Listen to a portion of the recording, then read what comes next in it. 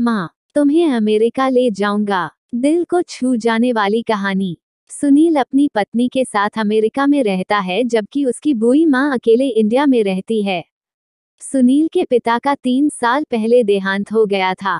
सुनील 6 सालों से घर नहीं आया। उसकी माँ हमेशा उसके आने की उम्मीद लगाए रखती है।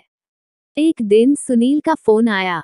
सुनील, हेलो माँ, कैसी हो? मैं कल इंडिया आ रहा हूँ। माँ, क्या सच? मैं ठीक हूँ। बहू और बच्चे भी आ रहे हैं ना? पोता पोती देखने का बड़ा मन था मेरा। माँ की आंखों में जैसे एक नई चमक आ गई थी। सुनील, नहीं माँ, अभी तो सिर्फ मैं आ रहा हूँ। अब हम सभी अमेरिका रहेंगे। मैं तुम्हें लेने आ रहा हूँ। अब हम साथ रहेंगे। तुम जितना चाहे अपने पोता पोती को खिला लेना। अच्छा माँ, फोन रखता हूँ। 5 दिन के बाद मेरी इंडिया की फ्लाइट है। माँ, अच्छा ठीक है। माँ की आंखों से आंसू रुकने का नाम ही नहीं ले रहे थे। आखिर इतने सालों बाद अपने बेटे को देखेगी। बेटा 6 साल बाद घर लौट रहा था। 5 दिन बाद सुनील घर आया। माँ ने बहुत प्यार किया अपने बेटे को। उसका मनपसंद खाना बनाया गया।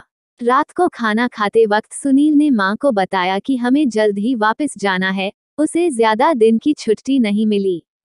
सुनील ने माँ को कहा, माँ, जितना भी पैसा, जेवर या कीमती सामान है बांध लो। हम 2 दिनों के बाद अमेरिका चलेंगे। और हाँ माँ, कल मैं किसी प्रॉपर्टी डीलर से बात कर लूंगा मकान बेचने के लिए। माँ, बेटा, मकान क्यों बेचना है? ये तुम्हारे पापा ने बहुत प्यार से बनवाया था।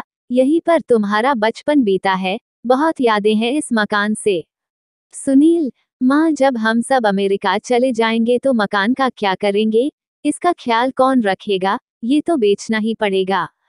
बेटे की खुशी में ही माँ की खुशी थी, इसलिए मान गई। बेटे ने मकान अच्छी कीमत पर बेच दिया और अब सब कीमती सामान लेकर 2 दिन बाद अमेरिका जाने के लिए माँ बेटा एयरपोर्ट पहुँच गए। एयरपोर्ट पर सुनील ने माँ को एक कुर्सी पर बैठा दिया और कहा कि मैं टिकट और फ्लाइट के बारे में पूछ कर आता है। 1 घंटे बीत गया लेकिन सुनील नहीं आया।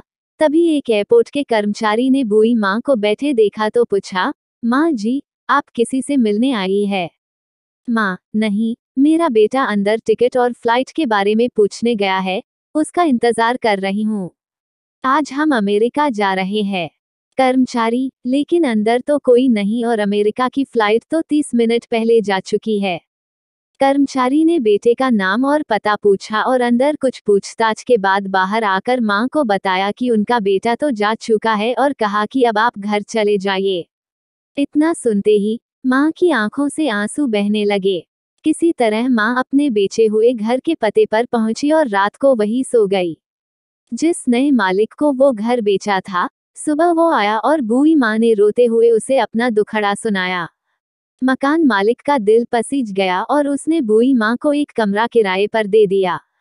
कुछ दिन बाद उस मकान मालिक ने सुनील की माँ को कहा, माँ जी, अब आप अपने किसी रिश्तेदार या सगे के पास जाकर रहिए क्योंकि अब आपकी उम्र बहुत हो गई है और कोई तो चाहिए जो आपका ध्यान रख सके। बूढ़ी माँ ने कहा, शायद मेरा बेटा अपनी माँ के बारे में सोचकर वापस आ जाए, तब उसका भी तो ध्यान रखना पड़ेगा। इतना सुनकर मकान मालिक भी रो दिया। माँ बेचारी अकेले में रोकर अपने बेटे को याद करती रह गई।